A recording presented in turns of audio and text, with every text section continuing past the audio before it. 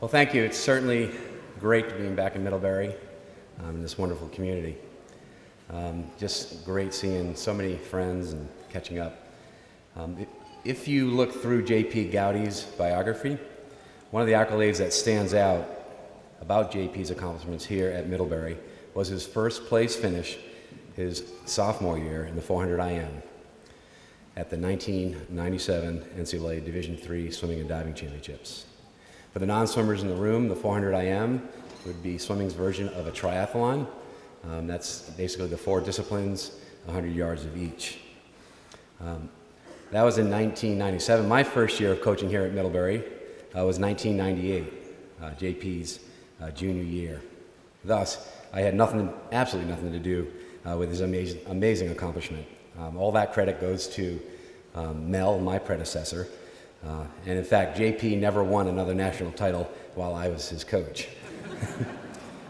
However, if you were to ask JP about some of his greatest memories during his time here at Middlebury, they came during his final few years on the team and involved many of the guys who turned out tonight to help celebrate his induction into the Athletics Hall of Fame. The accomplishment that JP is most proud about is being part of the Middlebury's men's team, which went from 5th place at the NESCAC Championships during his freshman year to the 5th place finish in the NCAA Championships his senior year.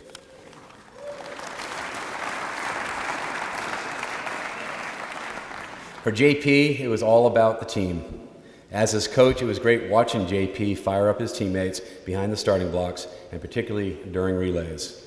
And talking to one of his teammates and relay swimmers, if it wasn't for JP, none of those All-American plaques would be hanging in his house. So a lot of credit went to JP. So if this was basketball and the game was tied with only 3 seconds left on the clock, JP was the guy on the team that wanted the ball. As an athlete, JP was known as being, by his teammates and his coaches, for being extremely competitive. Now as a head coach at Pomona College, the same is true. In fact, it is starting to get a little old when I now hear recruits tell me, "Thanks, but I've decided to go early decision to Pomona."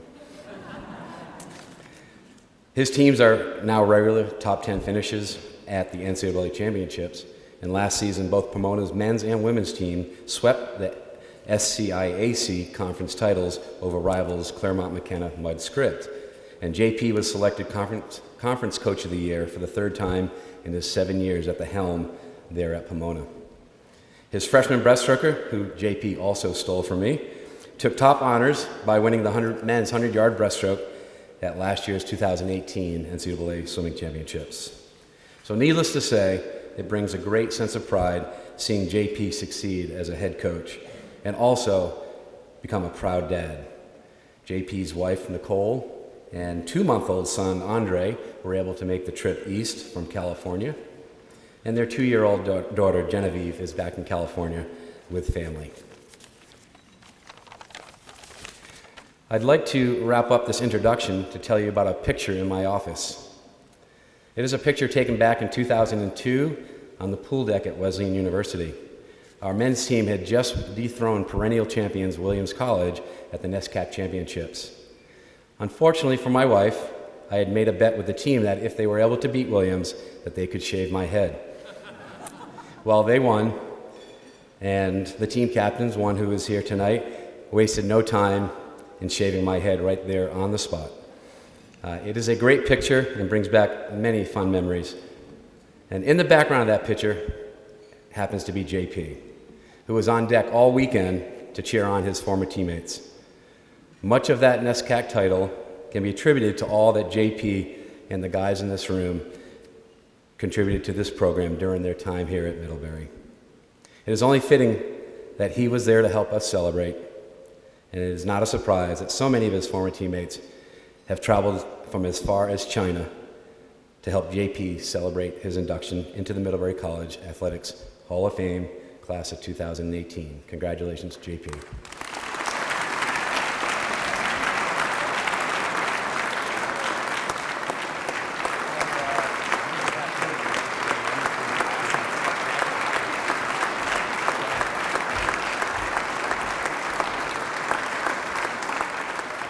Thanks, Pete. That was terrific. Your words were kind and generous, and kudos to you for coming back to Middlebury tonight for this event. Not everyone in your shoes would have had the courage to do so.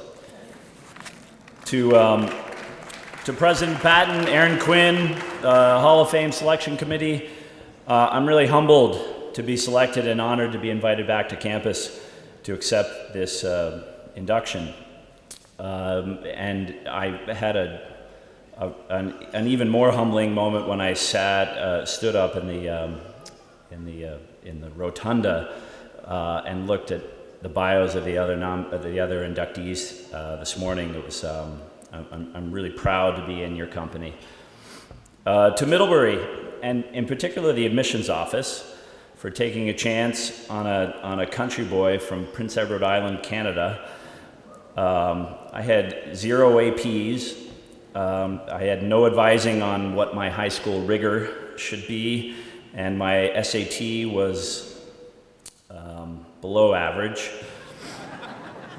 But I cared a lot about learning and swimming, and thankfully someone in that office saw something in my application worthy of offering me a spot, and I jumped at the chance.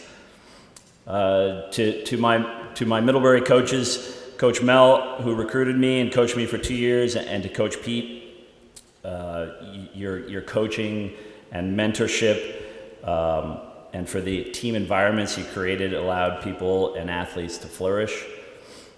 As a current college coach, there's rarely a day I don't mentally reference or check in what I learned from you two, and how you coached and how you ran your programs. I'm so lucky to have both of them as mentors. My parents, my mom flew in from Athens this morning and found time to stop to pick out an outfit in Burlington. Thanks for coming. You were the perfect swim parents. Those of you know swimmers, they have the same the parents have a similar reputation to hockey parents or soccer parents. You were caring, supporting, and loving, and totally uninvolved in the daily ebbs and flows of a swim season for a high schooler and college student. I was trying to learn and grow as a person, and the lack of helicoptering was exactly what I needed. My wife and 6-week-old son came. You can hear him back there. Pete mentioned my daughter Genevieve couldn't make it. I hope she's treating the babysitter well. I really appreciate their support for getting me out here this weekend. My team beat a D2 scholarship team today out west in California. So maybe I'll just stay all week and help Bob out with the Middlebury team. But thank you for getting me out here. So a little story, a little bit more background on how I ended up here. My senior year in high school, my dad and I found a way to make it all the way out here for a half-day recruit visit. Me being a 17-year-old Canadian, oblivious to NC2A rules, preventing recruits from practicing with the current team, I brought my bathing suit on the trip thinking, I'll jump in with the team. And I think, and Kelly might have confirmed this, but there is some sort of statute of limitations on NC2A violations. And I'm sorry if there isn't, Kelly. But, in one of her many strokes of brilliance, Mel allowed me said, sure, why not jump in with the team? And she arranged it so that I swam with one other person, a current swimmer. Her name was Rebecca. She just happened to be a California blonde with a lot of personality. So 17-year-old JP was, I spent the next few months hoping Middlebury admissions would say yes. Because I came away really impressed with the academics. And equally so with Coach Mel and the swim team. And Rebecca. So thanks, Rebecca, for helping me to get here. I had a professor, his name was Tom Kelly. He was in the politics department. And he was the first professor to pay me what I consider an academic compliment. He made me think about being a serious academic, and I have a lot of gratitude for him. He as a coach, as you've heard at a D3 college, I live the tension that athletics and academics can at times have. For me personally, I came to Middlebury seeing myself as an athlete who was also going to go to class. I left as a student proud of what I learned in my classes, out of class and at the pool, and I think Professor Kelly, among the many great professors I had here, was a catalyst for much of that.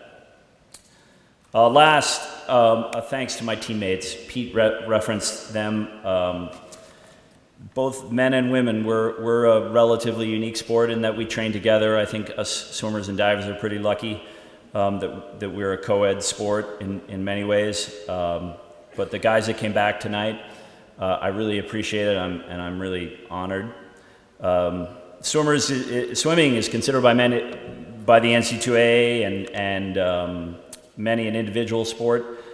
I couldn't imagine anything further from the actual truth. We don't actually pass the ball to each other, but there is so very much to a great team culture that helps its individuals perform at a level way higher than they could without a team. I'm certainly proud of the individual aces that I had over the years, but as Pete referenced, my college athletic highlights involved an 800 free relay.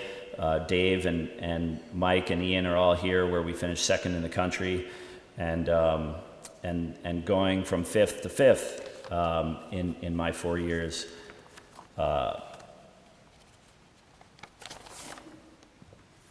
Last thing I'll say is when I think about Middlebury, the swim team, the athletics department in general, the dorm life, the academic communities, I really think about community. It's been mentioned a few times tonight, and I can't emphasize it enough.